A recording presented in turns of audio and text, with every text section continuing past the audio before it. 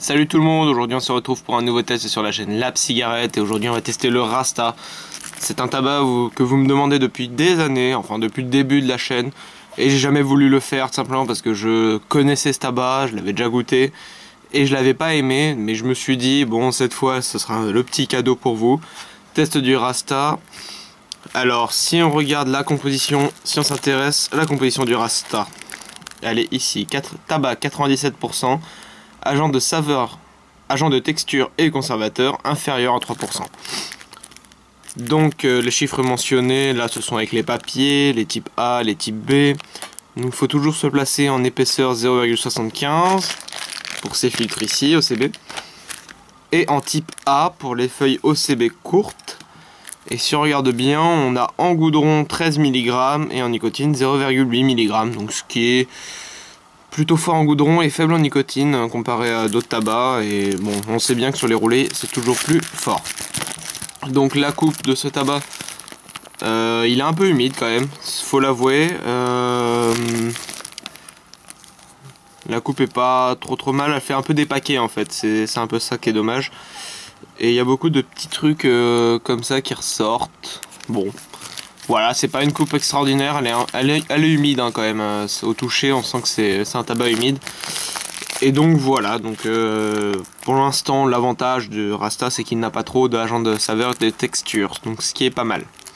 Donc pour ce test, comme d'habitude, DOCB Slim et DOCB Premium. Donc je vais tout de suite allumer la cigarette, hein, je vais pas faire de coupure cette fois, parce que je l'ai déjà roulé. Alors, je l'allume tout de suite.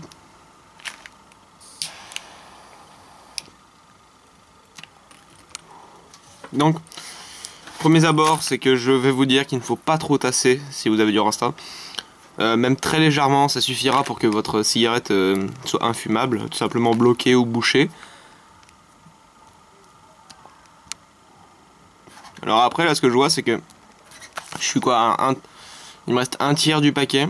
Le premier tiers, je me suis dit, finalement, j'étais peut-être un peu dur. Finalement, le Rasta était un bon tabac.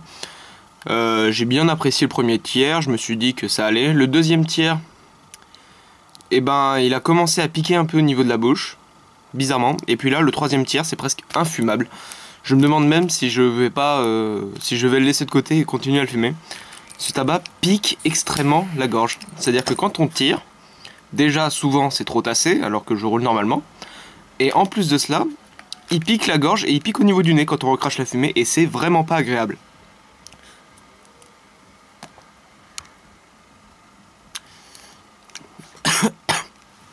Là, il m'a encore piqué la gorge, c'est vraiment bizarre.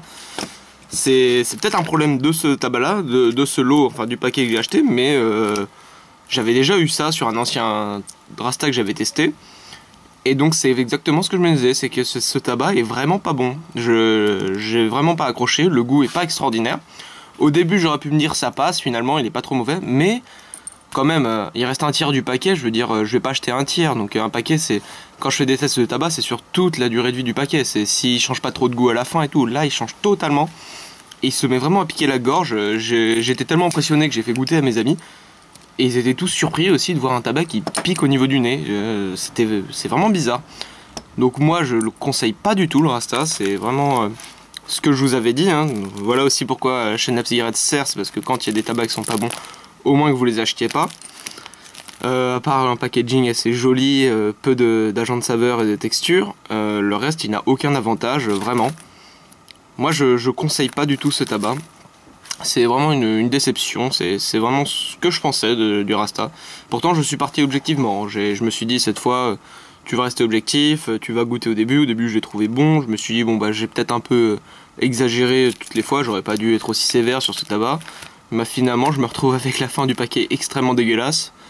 Et même pas à la fin, enfin je veux dire avec ce qui reste dans le paquet qui est extrêmement dégueulasse, c'est presque infumable, donc c'est vraiment quelque chose que je ne vous conseille pas. Si vous êtes à peu près d'accord avec moi, mettez-le dans le commentaire. Si vous êtes totalement pas d'accord et que vous aimez ce tabac, faites-le savoir aussi.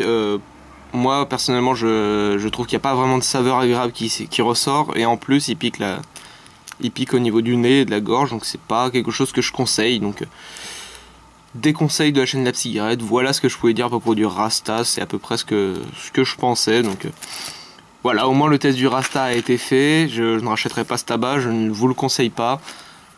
Mais au moins ça a été testé et vous avez mon avis sur ce tabac. Après, on peut ne pas être d'accord, hein, c'est chacun ses goûts. Mais là, je pense que je suis pas seul. Ce que j'ai fait goûter à mes amis, je suis pas le seul à ne pas aimer. Donc voilà, c'était le test du Rasta. J'espère que la prochaine fois on se retrouvera pour un test d'un bon tabac, un tabac que j'aime bien. Donc si vous avez des tabacs coup de cœur qui n'ont pas encore été testés, mettez-le en commentaire, je verrai en fonction. Et donc on se retrouve pour une prochaine vidéo. Allez, tchou!